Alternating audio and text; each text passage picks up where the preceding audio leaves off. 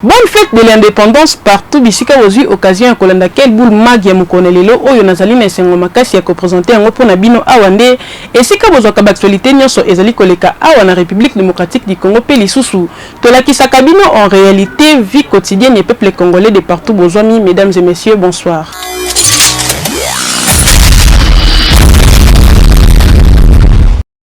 La édition est le point de que kit d'action de grâce monnaie et Salamina Goma et Sikawapi, chef de l'État a célébré qui 61 ans de l'indépendance au République démocratique du Congo et Kokisi Mokolo Lelo kuna ba respect ba geste barrière ezala qui remarqué peut remarquer qui mingi présence ya ba autorité ya mboka entre autres ministres ya médias et communication Patrick Mouya ya pe ba autorité mosusu bazala qui wana présent.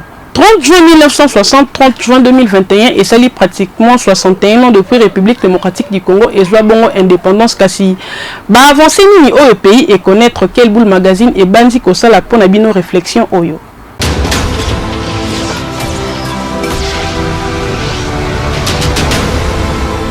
Juin 1960, 30 juin 2021, 61 ans depuis République démocratique du Congo et accédant à l'indépendance na yango oyo Patrice Emery Lumumba a joué un rôle moko majeur pour la RDC zwa indépendance oyo et pas ba colon belge. Kasi na ba plan ebele RDC et connaître peu ba avancer na yango lokola na o etali instauration ya démocratie.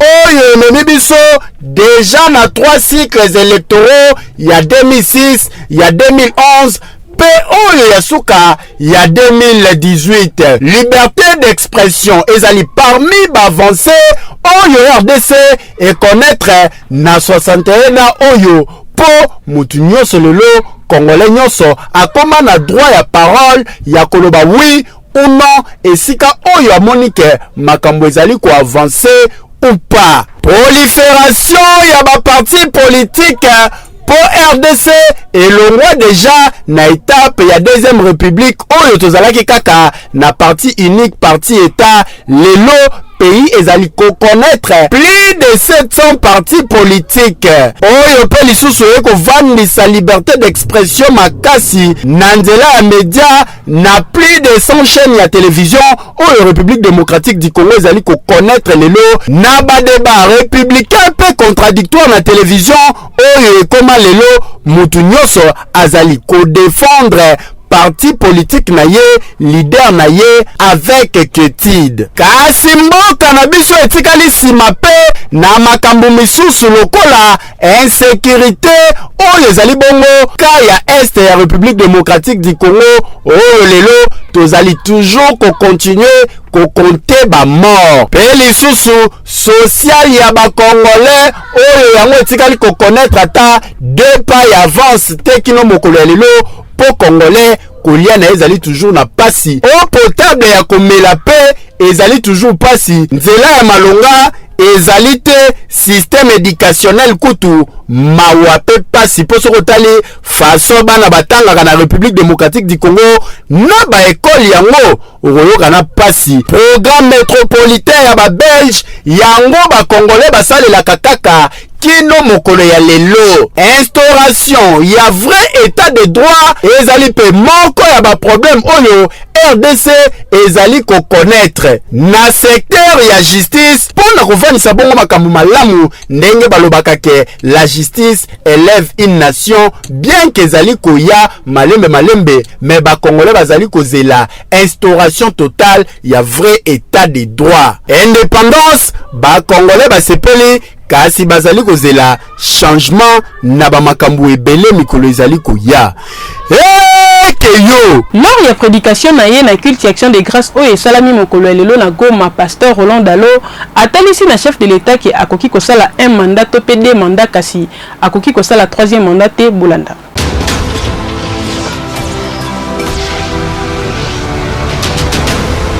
Il y a 50 ans, un peuple qui avait foi en son futur, la Chine, a commencé à travailler petit à petit. Quand j'ai su les infos aujourd'hui, on voit comment il fait peur à plusieurs. Parce que les rapports de force sont en train de changer. Un peuple qui a eu foi en son avenir. Moi, j'ai foi en la République démocratique du Congo. Et puis, on peut acclamer les seigneurs, pourquoi pas. Troisième et dernière chose, pour accomplir cette vocation, c'est l'action. Excellent, je voudrais en terminant m'adresser à vous peut-être directement. Qui dit action, tout ne va pas s'arranger du coup. Faites ce que vous pouvez faire. Allez jusqu'où vous pouvez aller. Un mandat, deux, mais pas trois. Allez jusqu'où vous pouvez aller, et j'en ai la certitude, même si on ne sera pas guéri, on sera moins malade. Docteur Benjamin Tatete Mokolo, TVC médical, a sali bongo message na population congolaise nyonso à l'occasion de 61 ans et indépendance Bolandaye.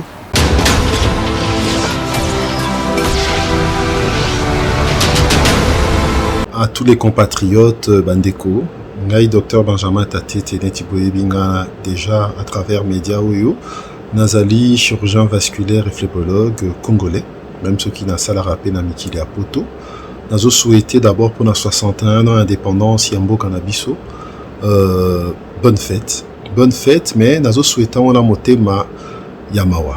Parce que 61 ans après, tous les sur les lots, dans les réseaux sociaux, tous les comités de la documents, il y a des pères fondateurs, Lumumba Kasavubu, Bangonyoso, Ndenge Bande Kolobela Pona Biso, mais et là on est tous sali Biso ba génération à l'élo. Tobotami na sima bakulu to baza devant biso tozotala bango ba misusu baza na ba pouvoir depuis kala bazo ba responsabilité na mboko parce que ngana rolobela makambo na yebi na matière à santé ça ne va pas na mboka na biso ça ne va pas bozomona siko nazoloba nazosala musala machine ezali pembeni na ngai ekutaka $60,000 eza prix ya voiture moko or machine à échographie oyo eyi kosala ba examen pona vasculaire cardiaque, gynécologie surtout, obstétrique, kota la ba bébé, kota la nyonso. Vraiment dans mboka na biso toza incapable biso l'état na biso toza incapable d'indimité parce que biso toza les fondations to futara pas kuna Congo tous les mois to futara pas kuna Congo et pas que to futara car na biso mo il dit que somba ba machine ata moi moko en 2 ans. Alors ceux qui toza ba ebele bazo futaba pas kurana et ko bongisa mboka. Toza na droite, toza la toujours kokelela. Toza na période sikoyo ya maladie à corona. C'est vrai que toza ko fêter na mawa parce que toyi bien très bien toza kolela ba tebele ba kufi mboka na biso. Mais il est temps biso toloba peut-être que ba kondi ba yo karabisote mais tokoye bisa bango quand même lelo parce que ça jour à fête bango na biso tozo ça la même fête lelo mukondi azate biso tout tozo ça la fête parce que ba papa na biso ba koko na biso ba bundara pour un journal lelo que bino ba o boza na pouvoir lelo bozo la responsabilité na bino côté na ye jeune leader Luxen Roli Deleyep a sali analyse sur 61 ans et indépendance p a sali quelques recommandations na chef de l'état Bolandaye na micro ya Djedje Mbuyamba.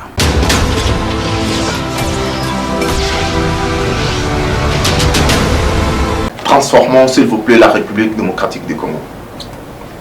L'homme est né pour le bonheur et pour la liberté. Mais en RDC, il est malheureux et esclave de ses propres fils dits politiciens. Une nation a pour but la conservation des droits et la perfection de l'être. Mais partout en RDC, le pays continue de dégrader et d'opprimer. Le temps est arrivé de nous rappeler notre véritable destinée qui est le progrès de la raison congolaise. Et c'est à vous, très cher président, qu'est spécialement imposé le devoir de l'accélérer. Car jusqu'ici, l'art de gouverner en République démocratique du Congo n'a été que dépouillé à servir le grand nombre au profit d'une minorité. Il a la législation, le moyen de diriger cette sorcellerie en système. Très cher président, prière de poser la question à tous ces politiciens et cadres des institutions et services publics, exécutifs, législatifs, judiciaires et d'autres services de l'État qui vous entourent. Qu'ont-ils fait de la RDC depuis 30 juin 1960? Ces pays qui avaient les mêmes adjectifs économiques que la Chine, le Canada, le Brésil ou la Turquie. Que nous ont-ils légué? Un système honteux, déséquilibré et mafieux de gouvernance. Nous savons, très cher président, que vous avez hérité d'un pays humilié, dépourvu de tout, muselé et enterré par ceux-là même qui étaient chargés de le protéger et le faire fleurir. Mais en prenant les choses, vous saviez désormais que tout repose sur vous et que l'histoire ne vous pardonnera pas l'échec. Acceptez donc ici que nous puissions vous présenter spécialement notre consternation et incompréhension sur votre gestion des fonds publics, qui malheureusement nous ravive les années Kabila. Depuis notre indépendance, la gestion du pays a brillé par des vols, corruption, dilapidation, spoliation, détournement des deniers publics, affectation des ressources de l'État à des fins privées et politiques. Sur ce, nous vous rappelons très cher président que la RDC qui présentait le même budget que le Nigeria il y a 30 ans est aujourd'hui la dernière économie de sa région, dont plus de 80% de sa population est incapable de satisfaire ne fût-ce que ses besoins alimentaires. Avec une dette publique de plus de 10 milliards de dollars américains et un très faible financement public, notre pays est en dernière position mondiale sur le développement humain, derrière le Congo-Brazzaville, l'Angola, la Zambie, la Tanzanie, le Burundi, le Rwanda et l'Ouganda. Le pays est en récession depuis 2020, et vous le savez. Notre PIB ne fait que régresser, et toutes les mesures économiques prises ne font qu'entraîner des fermetures d'entreprises dans le pays. L'inflation a été multipliée par 4 depuis 2020, et en une année, le franc congolais s'est déprécié de plus de 12%. Et le pire de tout, c'est qu'il n'y a pas une vraie politique ou programme ambitieux pouvant nous faire rêver un lendemain meilleur. Nous vous rappelons ces choses, très cher président, parce que nous croyons encore en vous et en votre patriotisme de souche. Vous avez l'occasion d'inscrire votre nom en lettres d'or parmi les hommes politiques qui ont marqué leur nation en apportant de vrais changements et transformations sociales. Quitter le système des minorités au pouvoir, gouvernant de vouloir beaucoup gouverner. Ne pas penser seulement qu'à ce qui vous entoure et laisser pour compte la grande majorité du peuple congolais dans la misère. Il est plus que temps que votre passage à la magistrature suprême apporte un nouveau vent du renouveau en tant qu'un pays émergent fort et prospère, dont la gouvernance équilibrée soit au service de la nation. Bonne fête de l'indépendance, très cher président. Que Dieu bénisse la RDC, qu'il vous bénisse. Assemblée provinciale Yacide Ubangi Basala Kibongo clôture la session de mars et les Kakindengeni Fabrice Mazia mon reportage.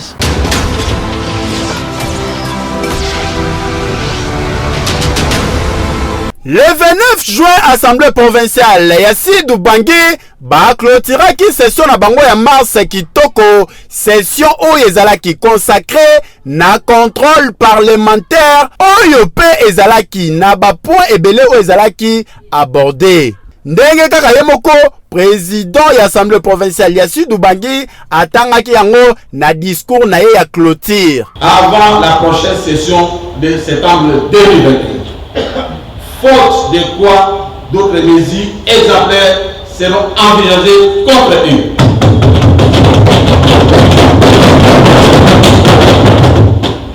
Pas plus tard que ce lundi 28 juin 2021, la plénière a pris une décision qui lui a été reprochée par la justice de cette façon. C'est donc un signal très fort qui est lancé à l'endroit des équipes provinciales, des services et établissements publics provinciaux et locaux, ainsi que des activités territoriales décentralisées, que rien ne sera plus comme avant et que l'Assemblée provinciale de 2021 n'est plus celle de 2020. Qui me sont confiés, je déclare close la session ordinaire de mars 2021.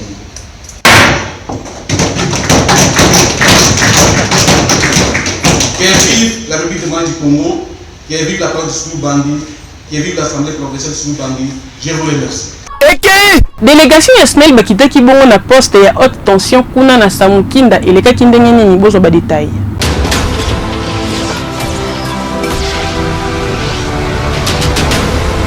Toujours na cadre ya améliorer qualité de service na ba client na ye, DDG Yasmel azali ko continuer ko bakisa pe ko bongisa ba poste ya haute tension oyo ekoyamba production ya énergie électrique oyo ezali kouta na ba centrale. Délégation SNEL eutaki na Kinshasa pona kosala visite d'inspection pona kotala koma misala ezali ko évoluer. Bob Mbombolo na azali elongo na monsieur Jean-Pierre Numbi, analyste chargé à poste ligne HT bar PKZ visite bandaki na répartiteur Lualaba oyo ezali poste ya distribution avec 4 transformateurs ya 150 MVA. mibale pe ya 50 MVA, mibale avec un total ya 400 MVA. Boyoka monsieur Jean-Pierre Numbi ndenge ya lobby. Pour renouveler ces équipements, c'est comme ça, c'est ainsi que la SNEL avec la LCS, c'est une firme chinoise. Ils ont financé la construction d'un nouveau poste qui va desservir tous les clients du côté Lualaba, y compris l'entreprise LCS. Nous pouvons avoir la puissance de ces repas. La durée des travaux, ça a pris pratiquement 2 ans pour la construction de ces postes. Ils ont commencé les travaux en fin 2017 pour mettre en service les postes en 2019. Ils s'alimentent 3 grands clients. Il y a LCS, il y a Desiwa et il y a Carilo qui fabrique les ciments à Kolezi. Kolongwa kuna délégation ekumbami na deuxième poste ya haute tension na Samukinda kuna pe visite salemi yoka communication oyo. Oyebisa ba congolais que okolo ba ke pas na biso ezebele mais faut na oya yo. Donc eza ebele zo monana mais oya ba congolais za SNEL. Eza le lobo mosusu te. Donc SNEL eya pona bango, SNEL ezo sala pona bango, pas continuer ko sala confiance mais to sala ba konzi. Tango o gouvernement soit changer et ono to arrêter bo simba bo été bo engagé te mais wana pe bato akende ba retraite bazo kende ça taka ka bakata poste bo na bo opérateur azaimo vous comprenez donc moyen peut-être mon toi sala musala ndenge lingo bani ezate ba plan nyonso ba recrutement salema parce va permettre SNEL sala musala na ezo ba jeune pour mo konzamboka lobby le peuple d'abord bon na compte le peuple d'abord ça bato ba boulot bato ba social et bonga. Donc gouvernement a déjà ndenge bafandi pour que premier ministre est siko baza prêtre na ndenge ya keno ba warrior bata ba petit ba boulot yango ba ya basa musala SNEL tombo makongo etombo kita ekolo pe eva na ndenge ba ekolo musuto zo monde. En tout cas, on nous la kisi bokasi pe détermination. Oh, DG Jean Bosco Kayombo Zali na yango pour na ko matérialiser vision ya chef de l'État ya ko pesa courant na ba coin pe ba recoin nyonso ya République démocratique du Congo boyende zalaka. Ekei meilleure loterie na République démocratique du Congo et si yebana ezalaka bongo winner beta na 500 francs ya pamba tant on sous yonde prochain gagnant.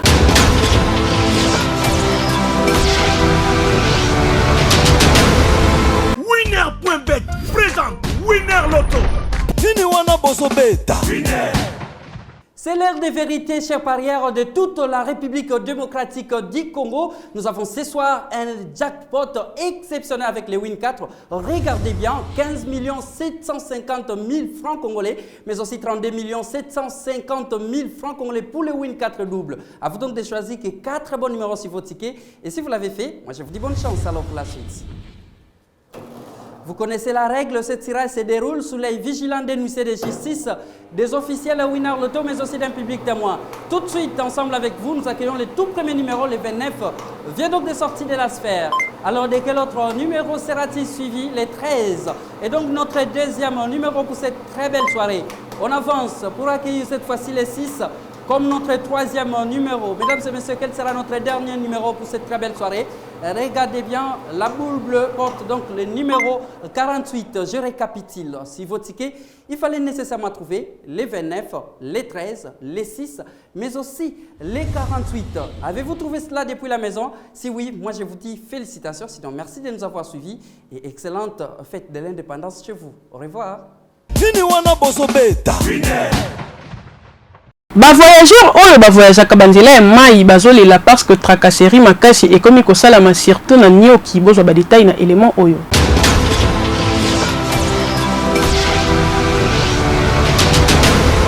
Tracasserie routière oyo boyebi to mesana na wana Kinshasa tala ezali kaka nzela to mesana ya boulevard metina mai ndimelanga tracasserie marine komi na niveau moko sakana te tala ba marine bazali koya bangwana c'est-à-dire tour de rôle ceux qui ba moni kaka masu elinge sema bangwana baende bozali komona awa ba mande zangana mutuna makolo nyoso komona onka awa na ba terme na bango babimisaka o pesa mande ya FPI o BRB nyoso wana awa soko pesite mbutu mutune bozali komona ana nzela ya mai to zali bongo na fleuve Congo awa ba bato so zali na ngote ndimena ngo beta na voyage à moulai na boatu. Yomoko yeba risque okuta ngo na kati balé. Tala bande konde bazali ko tambola. Mais ya pas ezali ke condition bat bazali ko voyager nga ye République démocratique du Congo ezala kanini. Tala était awese linzanze liama lidusu ese salama.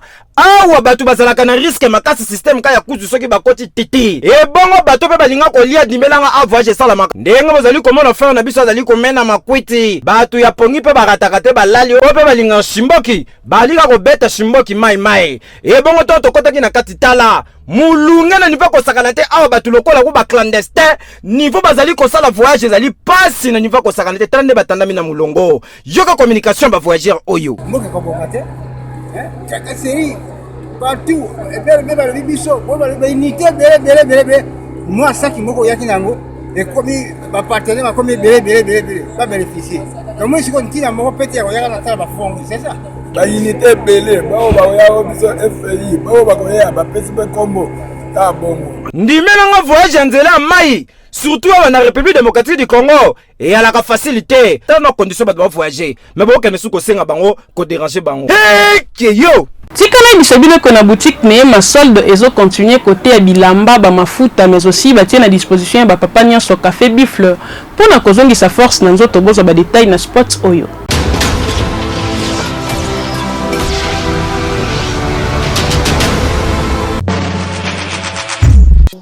Papa mama soki babommelaki yo tikana yebisa yo ke eye Barrivage eye ekoti na kati ya boutique Neema. Boutique oyo boyebaki liboso na premier shopping mall. Lelo ekoma awa na boulevard du 30 juin. Kaka na immeuble Tabac Congo. En face ya alimentation Regal. Soki oye okozala mobimba oko se retrouver. Biloko ya ndenge na ndenge koti mpona ba mama ba papa ya kosamba ezate. Ba mafuta, ba parfum, bilamba surtout tika na yo ezala ba papa ya ba mama na ya bana solde ya kosakana te salami kote bilamba même ba sandal ba chaussures ya kitoko pona fête ba basket pona sport nyonso ya kitoko ya malunga ezali ba originaux ya kosambeza te boya kolata bilamba ya Louvre ya kato ya Chine yaka kolata bilamba utu mikili ya poto et ya qualité ya kitoko ba pantalon kakiba jean ba chemise ba kilote nyonso ko se retrouver eza na kata boutique Neema okanise sili tete na boutique Neema ekenda sango pe yebana po na produit PCC na ba mama bakoma ko sepela tongo midi pokwa jangoyo café bifle oyo ko pesa bo pikiliki bonzoto papa azala makasi posa la mosala kitoko na tongo la muki na nzoto kolongono mama azala na sengo sourire na libota boutique Neema yonde koko nzambe mokonzi ya kolatisa bana Kinshasa balata kitoko bapakola mafuta malonga ya kosambeza te keyo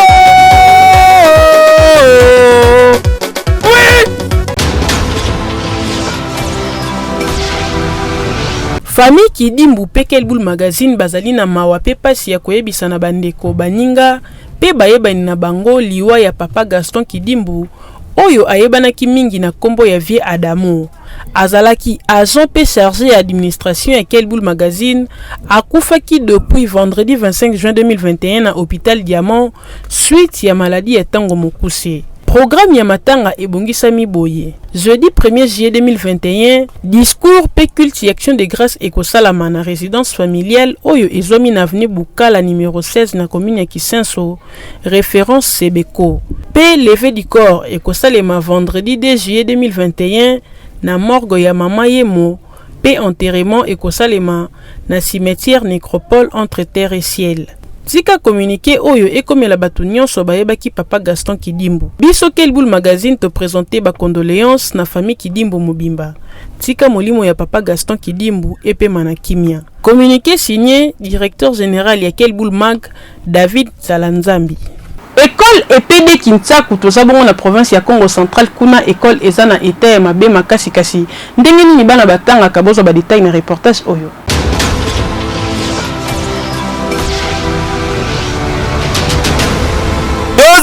na village Kinchaku secteur ya Boko province ya Congo Central territoire ya Mbanzangungu tokoti na ekole oyo bozali komona esika bana nyonso bayaka mpona kozwa mayele botala bino moko condition bana bazali kotangela en plein 21e siècle oyo ezali kopesa pasi mpona République démocratique du Congo pays ya Lumumba botala bino moko ba salle de classe à malonga ezali te pour la plupart ba salle batonga yango na ba brique rouge kasi ba brique rouge yango ba salle eza inachevé botala ndenge etandami nyonso yango yo entre première na deuxième bakabola yango na mandalala yango pe ekauka na place à batol s'il vous plaît batia peka mandala na ndenge bozali komona ya pasi pe mawezali ke awe kipaka nango te o mwana lata keche bana nyonso balati balagom misusu pe makolongulu na place ba uniforme mususu chemise alikolo atie ya pembe na tse alati jupe ya liputa koka mwa liputa ngo pe ya chinois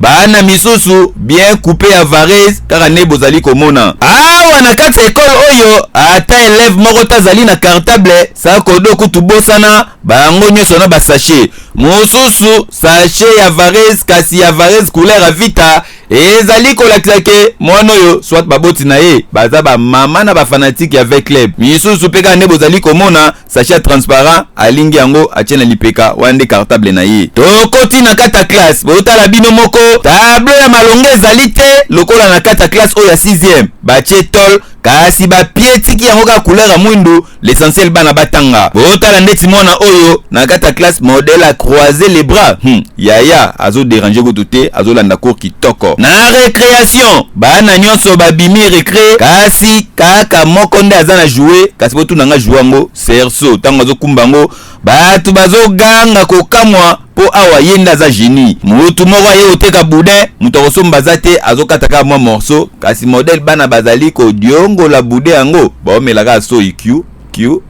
posa olia me wapi mbongo ebongo mpona kokoma awa baécritoire ezalaka te mwana na mwana azwi bongo kaye na ye atie na genou azokoma bana oyo écriture na bango okanisa ndeti soso nde alekaki awa misusu bazali kotanga na sa nzete s'il vous plaît imagine na malili ya Mbanzangungu na elanga oyo bana misusu bakoma kochache soki malili eza makasi aoyane classe te po aya abando sibe mupepe surtout mupepe makasi oyebeta na Mbanzangungu epasolaka mbebo ebongo kote ya direction kuna kututika na yo monsieur le directeur azalaka na bureau te lokola monaki caméra ya quel boule esengelaki basala interview ake kodefa espace bino moboyoka papa kwedi awa nde bureau na yo esika po tofandi tozosolola oyo eza bureau na ngai ya ekole te ezali chambre moko basede ngai na église po na sauvegarder un peu matériel oyo toza nango ekole mobimba oyo soki otamboli eloko ya bien ya malonga oyo tokuti eza kaka ngonga oyo babetelaka ngon récréation ngon c'est la sortie soki otali baimage oyo ezali kolakisa ke avenir ya lobby ya Congo ekozala mwa compliqué po bano bozomona bango nde bakozwa relais ya société ya lobby déjà kota formation eza mwa problème po mutu atanga na condition boye bozela nini mpona ye bakonzi bosala eloko so botiki ya normal te bolakisa pena ke boa mitema mabe papa ya normal te ekei Judo Club des Anges ezalaka bongo na commune ya Kimbantseke kuna baencadraka bana kitoko makasi boza ba détail na élément oyo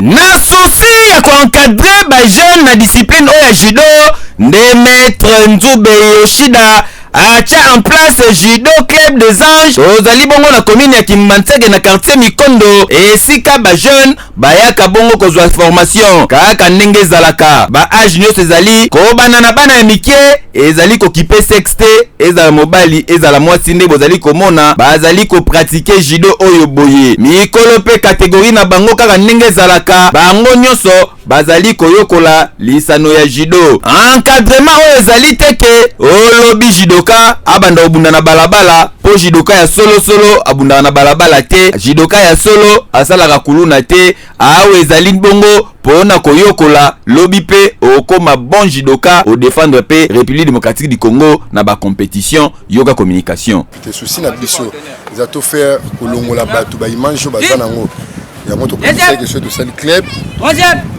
tokomeka epe koaider jeunesse par rapport ya baopération kuna mwana oyo aza déjà kaka club aozo éducation mosusu aza na tante oki kobunda kuna libanda. Christian Moleka oyo azali mpe ancien judoka véritable mwana ya Kimbantseke ye mpe abakisi boye osa eloko malamu mpona quartier aza na posa ya basoutien bato nyonso baza na makoki ya kosoutenir baya to travail tombola judo. En tout cas judo club des anges maître Nzouble Yoshida ezali wana mpona encadrement ekei Paz Rose na édition mokonelelo tika to souhaiter joyeux anniversaire na maman Anne Dido Manzei oyo azali ko célébrer 50 ans d'anniversaire na ye mokolo elelo tika nzambe apambola yo maman Anne Dido maman ya madame Christelle Tousseo oyo azali ko fêter mbotama na ye mokolo elelo que du bien que du bonheur na yo maman.